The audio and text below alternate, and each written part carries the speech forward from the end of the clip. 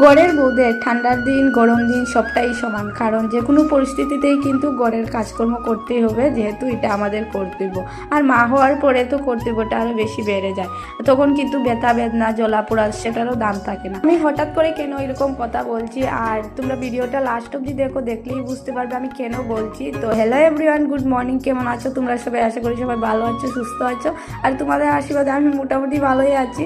তো দেখো, সকাল সকাল উঠে কিন্তু বাসি কাজগুলো শেষ করে স্নান করতে চলে যাব। গরম জলটা বসিয়ে দিলাম, আর বাইরের দৃশ্যটা দেখো কত ভালো লাগছে। সারাদিনের পরিমাণে কিন্তু সকালের দৃশ্যটা বেশি সুন্দর হয়। তোমরা আমাকে কমেন্টে বলবে তোমাদের কেমন লাগে। আমার কিন্তু সব থেকে বেশি ভালো লাগে সকালের দৃশ্যটা। আর তো দেখো, তারপরে আমার গরম জলটাও হয়ে গেল, আর আমি স্নান করে কাপড়গুলোও ধুয়ে নিলাম একসঙ্গে। গরম জলটা নিয়ে স্নান করে চলে আসলাম ঠাকুর ঘরে। এই ফাঁকে দেখো আমার মেয়েও উঠে পড়েছে। আমার মেয়েকে সামনে বসিয়ে রেখেছি, ও না হলে দুষ্টুমি করবে। তো আমার মেয়েকে সামনে বসিয়ে রেখে আমি ঠাকুরটা দিয়ে দিলাম তাড়াহুড়ো করে, কারণ আমার বড় এখন দোকানে চলে যাবে। তো ঠাকুর দেওয়া শেষ করে সকালের জলখাবারটা খেয়ে নিলাম। আর আমার মেয়ে অসুস্থ হওয়ার পরে থেকে কিন্তু আমি সকালে আমার মেয়েকে কোনো রকমের দুধ বিস্কুট বা কোনো কিছু হালকা খাবার দেই না। আমি কিন্তু ওকে ভাত খাইয়ে দিই ডাইরেক্টলি, আমি অন্য কিছু খাবাই না।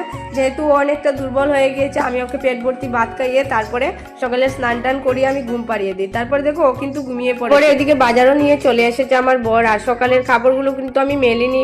আমি বেশিরভাগ আমার মেয়ে ঘুমানোর পরেই কাপড় মেলতে যাই, কারণ ও গেলে একটু দুষ্টুমি করে আমার দেরি হয়ে যায়। তো ওকে ঘুম পাড়িয়ে তারপরে কাপড়গুলো মেলে তারপরে চলে আসলাম রান্না করে। এখন রান্নাটা কমপ্লিট করে নেব। এত সকাল